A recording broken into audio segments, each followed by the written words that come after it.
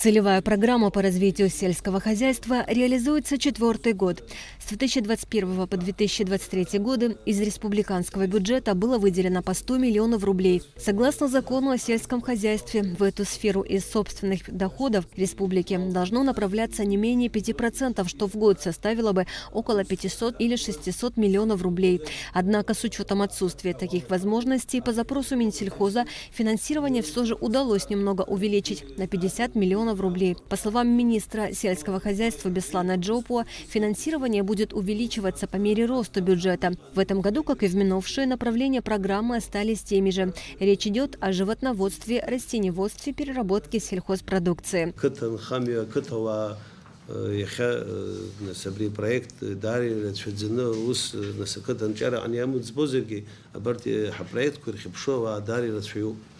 يرتشوبي حزربونا سبري проект يالخو يرتشدزنا نسارز حلقة خير يزعن بي يخوي جران زي جارز حلقة عريه شوب يخوي جران زي جار الله خرز تخورة شوب أبري حبريكت وبري عن بي نسوس حب خيشتوب هرا نحمو يحزوجو بجد عن بي فرح خير خنا проект كو سكرتيري سيدر رايون يشوختوبس بخزنا أيلخ تخوب لحخرب ناس زخلص الخوز زيجي يشقطوبش ناس عرض حلق نمخر بيبش يزكوز على حبخ عوم سنبوم حقوب شربش بس احترام. В рамках программы развития сельского хозяйства средства осваивались в двух направлениях: приобретение химических препаратов и проведение мероприятий по борьбе с вредителями и болезнями сельхозкультур, и непосредственно финансирование проектов. Их количество за минувший год составило 264. На приобретение химических препаратов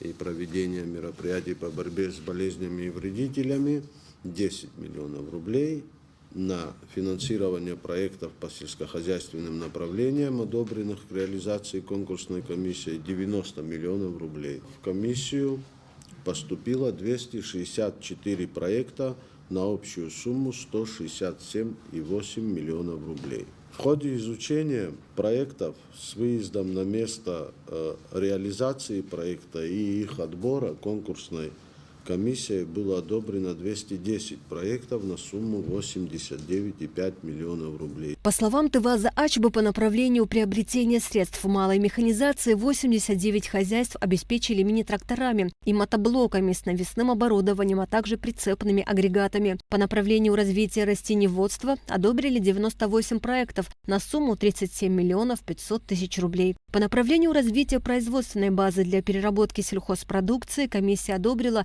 13 проектов на сумму 12 миллионов 200 тысяч рублей. Таким образом, в республике появились новые производства виноводочных изделий, аджики, пункты приема цитрусовых и другие производства. Что касается направления развития животноводства, за 2023 год комиссия одобрила 39 проектов на сумму 13 миллионов 600 рублей.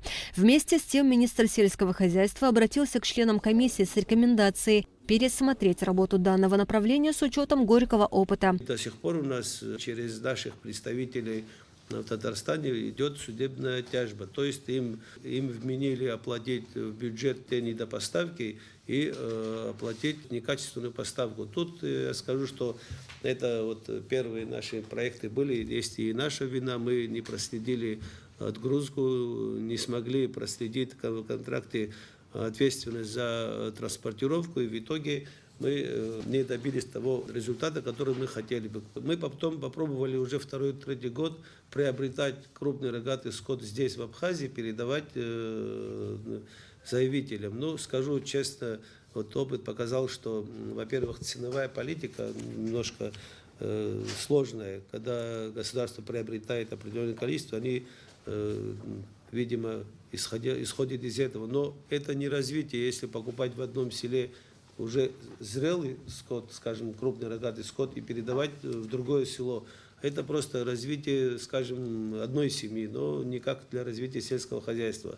Если вот молодняк приобретали бы, скажем, вот у того, кто занимается животноводством, и он продает.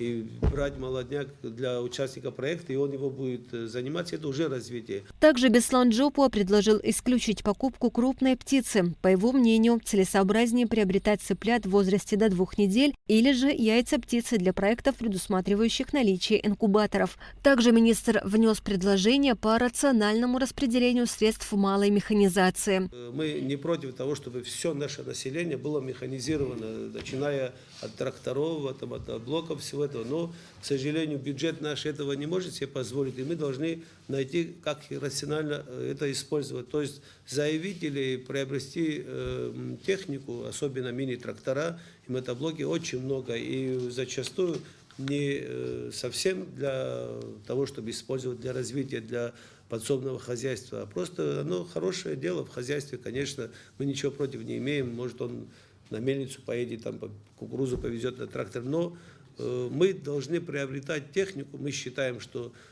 если мы помогаем создать хозяйство, или у него есть действительно хозяйство, где необходимость этой техники есть, это мы должны определять. То есть мы вот представляем мини-трактора мощностью до 24-25 лошадиных сил и навесного оборудования, к нему участникам программы, имеющим в пользовании обрабатываемую площадь от 1 и более гектаров. То есть, если у него 0,5-0,25, такой трактор нет необходимости, мотоблок даже может помочь. Вот из таких соображений этой рекомендации. Также министр рекомендовал не одобрять проекты по выращиванию грецкого ореха сорта Чандлер. По его словам, такой сорт плодоносит лишь 3 года, потому необходимо дождаться заключения НИИ сельского хозяйства. Кроме того, рекомендовано исключить финансирование проектов для выращивания технических и экзотических культур, а также не рассматривать проекты, в которых одного вида культур менее 100 корней. В ходе встречи обсуждали детали деятельности рабочих групп, количество которых в прошлом году составляло 8. По мнению членов комиссии, в этом году число рабочих групп необходимо увеличить. Дело в том, что некоторые районы по количеству заявлений в разы превосходят другие, от чего зависит нагрузка. Лидирует Ачимчирский район, затем идет Сухумский район, за ним Гудаутский и Гулрыбский.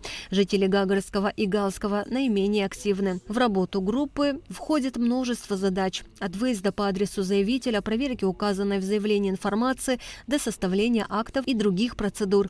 Что касается работы программы за 2024 год, по словам Тайваза Ачба, к реализации принято 419 проектов на общую сумму 211 миллионов 134 тысячи рублей. Наибольшее количество проектов представлено от Ачимчирского района. Их 209, наименьшие от Гагарского, всего 6 проектов. По словам министра сельского хозяйства, в числе реализуемых в этом году проектов есть те, что одобрены в минувшие годы, которые по финансовым причинам удастся реализовать только сейчас. Потому Беслан Джопуа порекомендовал временно приостановить прием заявок в рамках программы. Асида Малия, Михаил Братухин, Абхазское телевидение.